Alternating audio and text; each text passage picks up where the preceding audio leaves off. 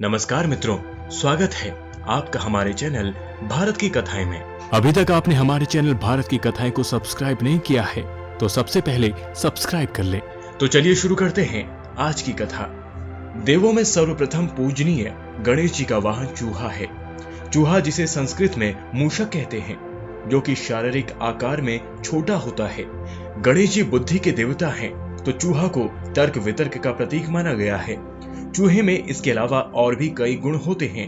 यही कारण है कि गणेश जी ने चूहे को ही अपना वाहन चुना था। गणेश पुराण के अनुसार हर युग में गणेश जी का वाहन बदलता रहता है। सतयुग में गणेश जी का वाहन सिंह है, त्रेता युग में गणेश जी का वाहन मयूर है और वर्तमान युग में यानी कलयुग में उनका वाहन घोड़ा है। चूहा द्वापर युग में उनका वाहन था। चूहा कैसे बना गणेश जी का वाहन, इसके बारे में हमारे धर्म ग्रंथों में एक पौराणिक कहानी का उल्लेख मिलता है। कहानी कुछ इस तरह है कि एक बार महर्षि पराशर अपने आश्रम में ध्यान अवस्था में थे। तभी वहां कई चूहे आए और उनका ध्यान भंग करने लगे। उन चूहों ने आश्रम को तहस नहस कर दिया। महर्षि पराशर का ध्यान भंग हो गया। वह यह सब कुछ देख रहे थे। वह इस समस्या के समाधान के लिए गणेश जी का स्मरण करने लगे।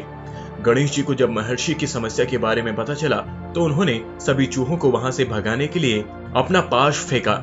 आश्रम में एक चूहा ऐसा था जो सबसे ज्यादा उत्पात मचा रहा था। पाश ने उस चूहे को बांधकर गणेश जी के सामने उपस्थित किया। विशालकाय रूप में गणेश जी को देख वह चूहा उनकी उपासना करने लगा।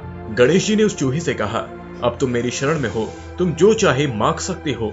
गणेश जी की बातें सुनकर चूहे में अहंकार पैदा हो गया। उसने गणेश जी से कहा, मुझे आपसे कुछ नहीं चाहिए।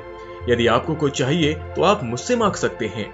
गणेश जी उसकी बात सुनकर प्रसन्न हुए और चूहे से कहा, मूषक, यदि तुम कुछ देना चाहते हो तो मेरे आजीवन वाहन बन जाओ। चूहे ने स्वीकार कर लिया। जब गणेश जी चूहे पर बैठे तो उसका शरीर गणेश जी के वजन को सह नहीं पाया और उसका घमंड चूर चूर हो गया। उसने अपने इस कृत्य के लिए माफी मांगी। तब गणेश जी ने अपना वजन कम किया और इस तरह आज तक गणेश जी का वाहन वही चूहा है जो इस कहानी में वर्णित है। ऐसे ही कहानी सुनने के लिए हमारे चैनल भारत की कथाएं को सब्सक्राइब जरूर कर लें और शेयर करना ना भूलें।